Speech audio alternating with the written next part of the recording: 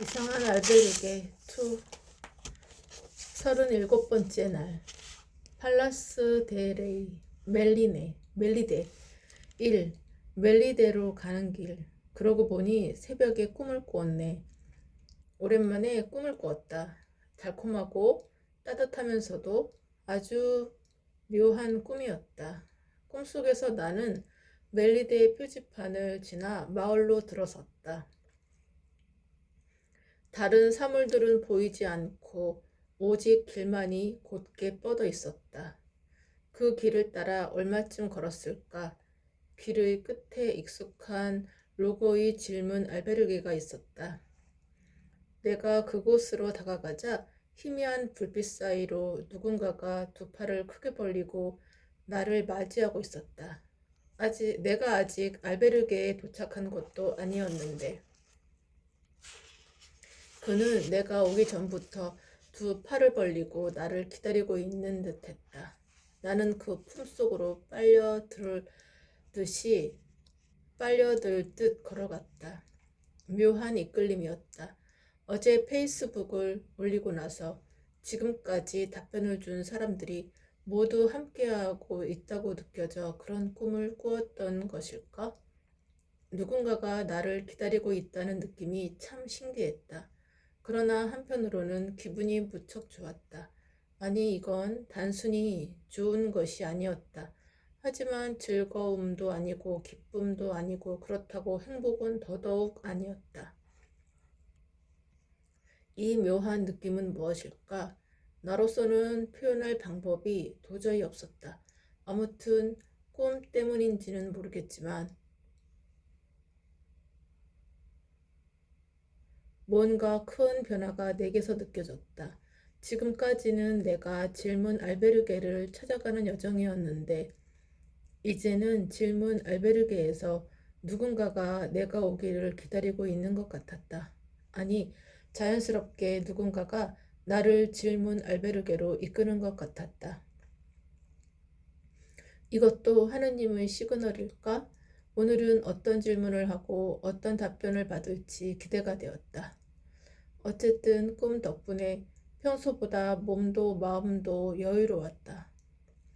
나는 아침 8시 30분쯤 알베르게를 나섰다. 오늘은 카사노바 레보레이로를 지나 멜리데까지 15km 정도만 걷기로 했다. 갈리시아 지방으로 넘어온 뒤로는 기온이 확실히 많이 떨어졌다. 그렇다고 아직은 손이 시릴 정도의 차가운 날씨는 아니어서 장갑은 외투 호주머니 속에 넣어두었다. 빽빽한 떡갈나무가 우거진 숲길로 들어서자 초록 내음이 가득했다. 싱그러운 초록 내음을 맡으며 오늘 도착한 질문 알베르게를 상상해 보았다. 오늘은 무슨 질문을 하게 될까? 나는 멜리데에 도착하면 뭔가 재미난 일이 벌어질 것만 같은 예감이 들었다. 평소보다 일찍 도착하게 될 테니 마을을 구경하며 촬영하면 좋을 것 같았다. 1시간 정도를 걷자 루고 지방의 마지막 마을인 카사노바에 도착했다. 카페에 들러 참치 샌드위치와 커피를 주문했다. 카사노바라. 이름이 왜 카사노바야? 마을 이름이 매우 독특했다. 내 생각은 엉뚱하게도 바람둥이인 카사노바로 이어졌다. 희대의 바람둥이로 소문난 이탈리아 작가 카사노바. 바람둥이들은 왜 바람을 피우는 걸까? 바람둥이도 유전이라고 하던데. 우리 아버지는 그런 유전자가 없는 것 같고 나도 바람 피우고 싶다는 생각을 한 번도 한 적이 없는데 혹시 결혼하면 달라질까? 순간 질문 알베르게에서 바람 피우는 사람에 대해 질문해 보는 것도 재미있을 것 같았다. 국가 간의 심각한 국제 문제도 풀어주는데 이런 문제 정도는 당연히 풀어주지 않을까? 나는 갑자기 웃음이 나왔다. 내가 별걸 다 물어보려는 것 같았다. 참치 샌드위치와 커피로 아침을 해결한 나는 배낭을 고쳐 메고 카페를 나섰다. 노란 화살표를 보면서 계속 걷자 유칼립투스 나무가 우거진 숲이 눈앞에 펼쳐졌다. 유칼립투스가 가을바람에 춤을 추고 있었다. 나뭇가지 사이로 산들산들 불어오는 바람이 기분 좋게 귓가를 스쳤다. 나는 카메라를 꺼내 바람에 흔들리며 춤을 추는 상록수 잎을 영상에 담았다.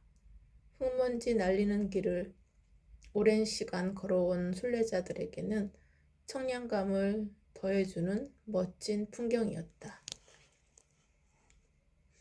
2. 뿔보 원조집을 찾아서 프렐로스 강 위에 놓인 다리를 건너 말들이 풀을 뜯고 있는 들판을 지나 어느덧 멜리데에 들어섰다. 시간을 확인해 보니 아직 오후 2시가 채 되지 않았다. 멜리데는 잘 닦인 도시였다. 그런데 현대식 건물 사이로 옛 유적지가 잘 보존되어 있었다. 멜리데에 들어서자 빨간 지붕의 주택가 사이로 문어를 삶는 가게들이 하나둘 보이기 시작했다. 나는 멜리데에 왔으니 이곳에서 인기 있는 요리인 뿔보를 카메라에 담아야겠다고 생각했다. 어느 가게가 좋을지 둘러보고 있는데 나를 부르는 소리가 들렸다. 부엔 까미노 수연, 부엔 까미노, 북치는 삼총사들이었다. 지난번처럼 북을 치고 있지는 않았다. 수연, 당신도 뿔보 원조집을 찾아가는 건가요? 뿔보 원조집이요?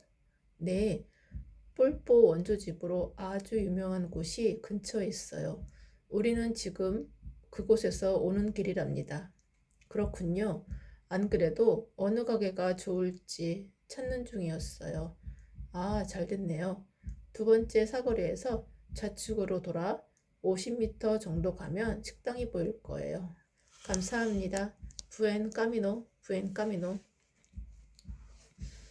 나는 유쾌한 삼총사와 헤어져 일단 식당의 위치와 분위기를 보기 위해 그들이 알려준 방향으로 걸어갔다. 사거리에 이르자 코너에 문어와 재미난 문양으로 새겨진 간판을 단 식당이 눈에 보였다. 주인인 듯한 남자가 식당 안에서 나를 보더니 어서 오라고 손짓했다. 언뜻 보기에 식당 내부도 무척 특이했는데 나는 찾아가려던 원조집은 잊어버린 채 일단 그 식당 안으로 들어갔다. 내부에는 이색적인 소품들이 가득했고 벽면에는 순례길 지도가 세계 지도와 함께 붙어 있었다. 그리고 식당 한쪽에는 작은 무대가 설치되어 있었는데 젬베와 우쿨렐레 등 각종 악기가 진열되어 있었다. 조명이 약간은 어둡지만 은은하게 무대와 식당 안을 구석구석 비추고 있었다. 여기 인테리어가 굉장히 독특하네요. 감사합니다. 오고 가는 순례자들이 즐거운 시간을 보낼 수 있도록 만들었지요. 오늘 멜리데에서 묵으실 건가요? 네. 그는 나에게 작은 전단지를 주었다. 악기 그림이 그려진 전단지에는 오늘 공연할 내용들이 적혀 있었다. 혹시 음악을 좋아하시면 오늘 저녁 7시에 공연이 열리니까 오세요. 이곳 멜리데에서는 나름 유명한 연주가들이랍니다. 나는 그의 말에 벽에 걸린 공연 사진을 가리키며 물었다.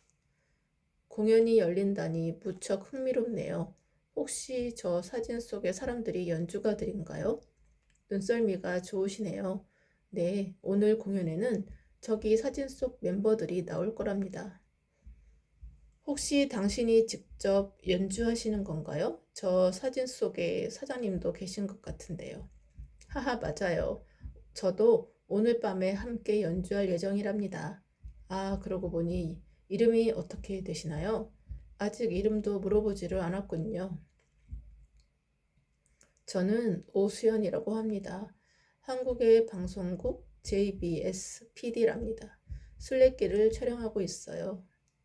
오, 어쩐지 당신의 카메라를 보고 뭔가 일반 순례자와는 다른 것 같았어요.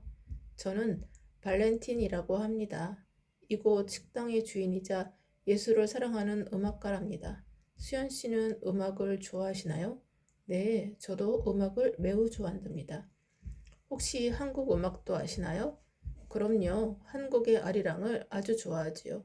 저는 특히 세계의 전통 음악에 무척 관심이 많답니다. 그래서 세계 여행을 다니면서 각 나라의 전통 음악을 배우기도 하고 전통 악기를 수집하곤 한답니다. 여기에 있는 악기들도 모두 세계 여행을 다니면서 모은 것들이에요. 와, 멋있네요. 오늘 저녁 꼭 이곳에 와야겠어요. 하하, 저도 수연 씨를 다시 만났으면 하네요. 저녁에 꼭 들르세요. 네, 그럼 저는 일단 알베르게에 짐을 풀러 가야 할 것 같아요. 나중에 뵈어요. 부엔 까미노. 나는 발렌틴과 헤어져 다시 걷기 시작했다. 나는 폴포 원조집을 잊어버린 채 질문 알베르게의 로고를 찾아 골목 안에서 헤매다가 겨우 질문 알베르게에 도착할 수 있었다. 이번 질문 알베르게는 도로에서 조금 벗어난 곳이어서 찾기가 무척 힘들었다. 만약 포르토 마리노의 질문 알베르게에서 주소를 받지 않았다면 이곳을 찾지 못했을 것이다. 데스크에는 나보다 먼저 온 두 사람이 체크인하고 있었다. 알베르게 주인이 그들에게 1인실을 쓸 것인지 2인실을 쓸 것인지 물어보았다. 그들은 서로 친구였는지 2인실을 골랐다. 그들이 가고 나는 1인실로 체크인했다. 2층 방으로 올라가 짐을 정리한 후 촬영 장비를 챙겨 밖으로 나왔다. 나는 멜리데를 둘러보기 위해 카메라를 들고 큰 도로 쪽으로 향했다. 조금 걷다 보니 하얀색 건물로 된 옷가게가 눈에 띄었다. 현대적으로 인테리어가 된 내부에는 은은한 조명 아래 색색의 옷들이 조화롭게 진열되어 있었다. 지금까지 보아온 가게들보다 훨씬 세련되고 고급스러웠다. 게다가 옷가게는 좌우로 위치한 폴포 식당들과 대비를 이루어서 더욱 눈에 잘 띄었다. 폴포 식당의 문어 그림을 보니 잊고 있었던 폴포 원조집이 생각났다. 나는 삼총사들이 알려준 원조집을 찾아갔다. 오픈된 주방에서는 사골국을 끓이듯이 문어를 삶고 있었다. 큼직하고 쫄깃한 문어에 특유의 소스를 뿌려서 바게트와 함께 나왔는데 그 맛이 일품이었다. 여기에 시래기국 같은 갈리시아식 수프를 시켜놓으니 훌륭한 상차림이 되었다. 수프를 한 입 먹으니 우리나라의 진짜 시래기국이 먹고 싶어졌다. 이전부터 느낀 것이지만 나는 외국에 촬영을 나오면 항상 시래기국이 생각났다. 한국에서는 별로 좋아하지 않는 음식인데도 유독 외국에만 나오면 시래기국이 생각나는 건 무엇 때문일까? 카메라의 화면을 이곳 폴포 식당들의 분위기와 먹음직스러운 음식으로 가득 채워넣고 동시에 내 배도 기분 좋게 채우고 난 후 다시 마을을 둘러보기 위해 식당 밖으로 나왔다. 광장 밖에서는 지역 축제가 열리고 있었다. 한 여성이 무대 위에서 흥겹게 노래를 부르고 있었다. 한쪽에선 마을 주민들이 멋진 옷을 입고 춤을 추고 있었는데 그들을 보니 오늘 저녁 레스토랑에서 있을 공연이 생각났다. 축제를 즐기는 주민들 사이로 큰 배낭을 짊어진 순례자들이 합류했다. 그 중에는 숙소에서 신는 슬리퍼를 배낭에 매달고 있는 사람도 있었고 목에 수건을 걸친 사람들도 있었다. 그 행색이 잘 차려입은 주민들과는 너무 차이가 나서 이질감마저 느껴졌다. 나는 축제의 흥겨운 풍경을 카메라에 담은 뒤 휴식을 취하기 위해 잠시 쉴 만한 곳을 찾고 있었다. 그때 맞은편에서 배낭을 메고 깔끔하게 정장을 차려입은 갈색 머리의 중년 남성이 걸어오고 있었다. 짊어진 배낭과 그의 차림새가 묘한 대비를 이루었다.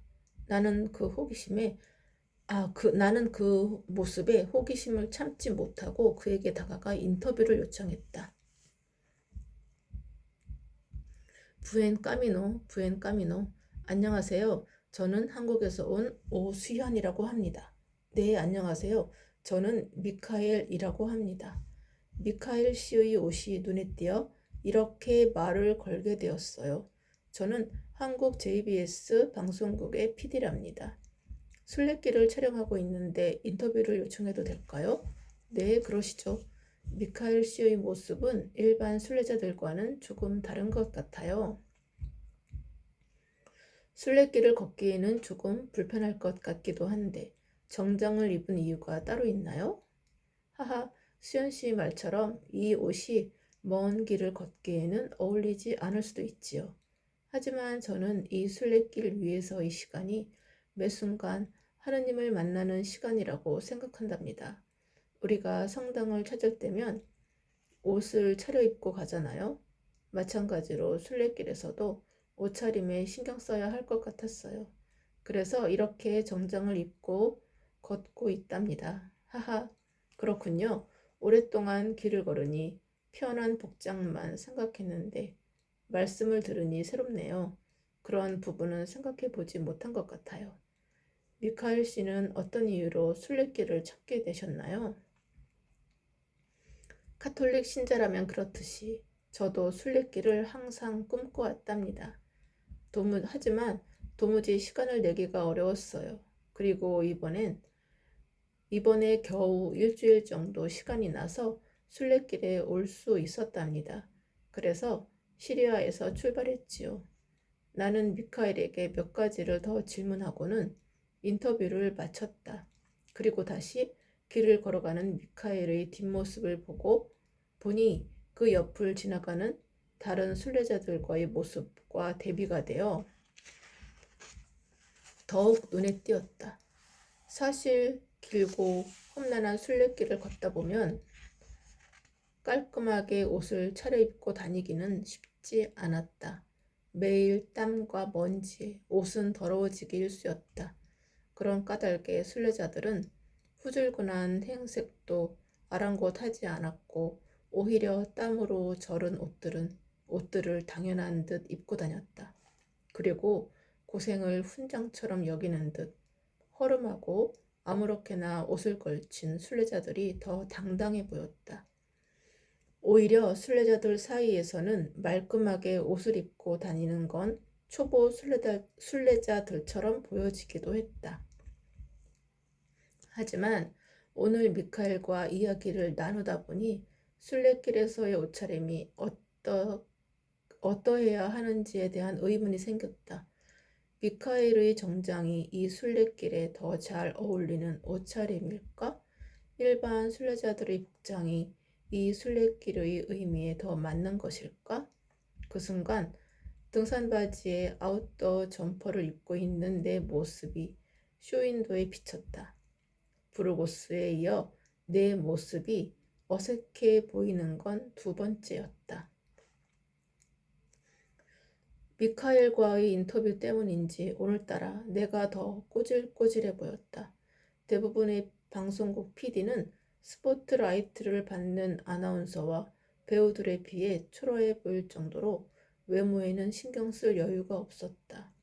그에 비하면 나는 밤샘 작업할 때를 제외하고는 일할 때도 옷이나 머리 등 단정한 외모를 유지하려고 꽤 신경을 쓰는 편이었다. 사람은 항상 반듯하게 옷을 입고 다녀야 한다고 가르쳐 주시던 어머니의 교육 방침 덕분이었다. 그런데 땀을 많이 흘리는 순례길에서는 한동안 그걸 의식하지 못하다가 오늘 축제 현장의 주민들과 순례자들 그리고 미카엘을 보면서 옷과 외모에 대해 신경 쓰지 못하고 있는 나를 다시 보게 되었다. 검게 그을린 피부와 후줄근해진 옷들을 보니 왠지 옷차림에 좀 더 신경을 써야 할 것 같았다. 오늘 공연을 보러 갈 때도 깨끗한 옷을 입고 가면 좋을 것 같다는 생각이 들었다. 마침 알베르게에서 나오면서 본 옷가게가 있어 나는 그곳에서 세미 캐주얼을 한 벌 샀다.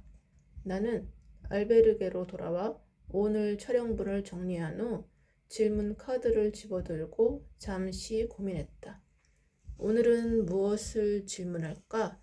질문하고 싶은 것들이 몇 가지 떠올랐지만 선뜻 어떤 질문을 할지 쉽게 정할 수 없었다. 시계를 보니 공연 시간이 가까워지고 있었다. 아무래도 오늘 질문은 식당의 공연을 보고 난 뒤 돌아와서 하는 게 좋을 것 같았다. 나는 질문 카드를 다시 테이블에 내려놓고 새로 산 옷으로 갈아입은 후 알베르게를 나섰다.